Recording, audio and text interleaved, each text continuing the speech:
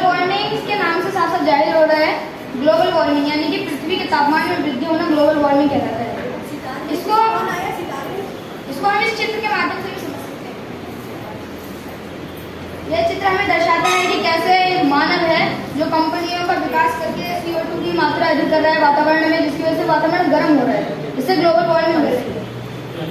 अब मैं इसके कारणों की बात करूँ। कारणों में अभी हम देख रहे हैं मानव द्वारा कारण और एक प्राकृतिक कारण। मानव द्वारा कारण में है जैसे वाहन आजकल बहुत अधिक हो गए, वाहन जो है सड़कों में बहुत अधिक हैं और घरों में आजकल हर किसी के होगा। तो ये जो वाहन है कितना प्रदूषण फैलाता है हम लोग बताएंगे तो जरूरत है, सब जानते होंगे। और वाहन के बाद अब है क्लोरोफ्लोरोकार्बन यानी कि CFCs। तो ये जो हम घर में अपने यूज करते हैं AC यानी एयर कंडीशनर और रेफ्रिजरेटर यानी फ्रिज, तो इन सब में ये ठंडी गैस के रूप में इसका उपयोग किया जाता है। और इसके बाद ये जो गैसें हैं ये मतलब अंदर के वातावरण को ठंडा रखने के साथ जब ये बाहर के वातावरण में मिलती हैं तो बाहर के वातावरण को बहुत गर्म करती है। और इसका अगला कारण हो सकता है वनों की कटाई। वनों की कटाई में जैसा हम देख रहे हैं जब सड़कों को चौड़ा करना होता है और यानी कि जब घर बनाने होते हैं और भी बहुत सारे कारण होते हैं जिनकी वजह से पेड़ की कटाई होती है। अगर पेड़ की कटाई होती है तो उससे जो ऑक्सीजन लेवल है वो बहुत कम होता जाता है। और आज के समय में हम देख रहे हैं कितना ज़्यादा गर्मी बढ़ रही है और गर्मी के कारण डेंगू मलेरिया भी अधिक हो रहा है। और इसी के साथ हम देख रहे हैं औद्योगिक विकास भी बहुत अधिक बढ़ गया है। इसका अगर मैं अपने पास का उदाहरण दूँ आपको, सिडकुल कोई मतलब सब तो पहचानते होंगे मेरे हिसाब से। सिडकुल में आज के समय में अगर मैं आपको बताऊँ 500 से भी अधिक कंपनियाँ हैं यहाँ पे। यह 500 से भी अधिक कंपनियाँ यानी कि ये जो फैक्ट्रियाँ हैं ये इतना प्रदूषण करती हैं कि अगर इसका ऑपोजिट में आपकी बात करूँ पंतनगर की, वहाँ पे इतनी हरियाली है, इतना लोहावना वहाँ पे प्रतीत होता है कि पंतनगर में और सिडकुल में आज के समय में 2 डिग्री सेल्सियस का लगभग अंतर होगा। ये तो थी औद्योगिक विकास की बात।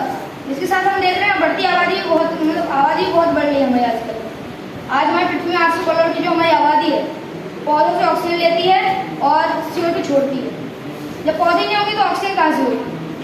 पौधों की कटाई की जा रही है जिसकी वजह से ऑक्सीजन लेवल कम हो रहा है और CO2 की मात्रा अधिक हो रही है। इसी की वजह से ग्लोबल वार्मिंग बढ़ रही है। ये तो मानव जनित कारण और प्राकृतिक जनित कारण।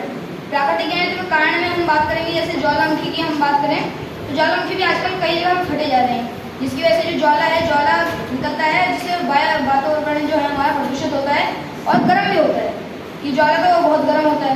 और इसी के साथ हम देख रहे हैं जंगल की आग, कहीं न्यूज़ में, कहीं रिपोर्ट में, कहीं अखबार में कहीं ना कहीं आ रहा है कि यहाँ आग लग गई, यहाँ आग लग गई। और ये जो आग लगती है ये कई जगह तो आसानी से बुझती नहीं, जिसकी वजह से वातावरण जो है बहुत प्रदूषित होता है, गर्म होता है।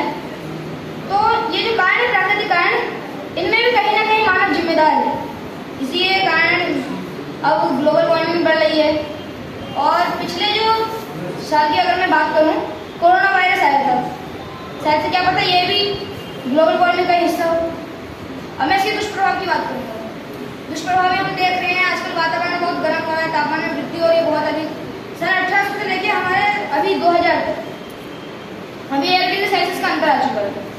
और अभी जल्दी ही जलवायु परिवर्तन में मतलब हमें उदाहरण देखने को मिला है। कहीं पे हम देख रहे हैं जैसे अभी सितंबर अक्टूबर के महीने में बारिश हो रही है तो कहीं सूखा है तो कहीं पे बहुत अधिक गीलापन है यानी कि बारिश हो रही है। कहीं पे बारिश के मौसम में भी सूखापन, ये क्या है? ये जलवायु परिवर्तन में आता है।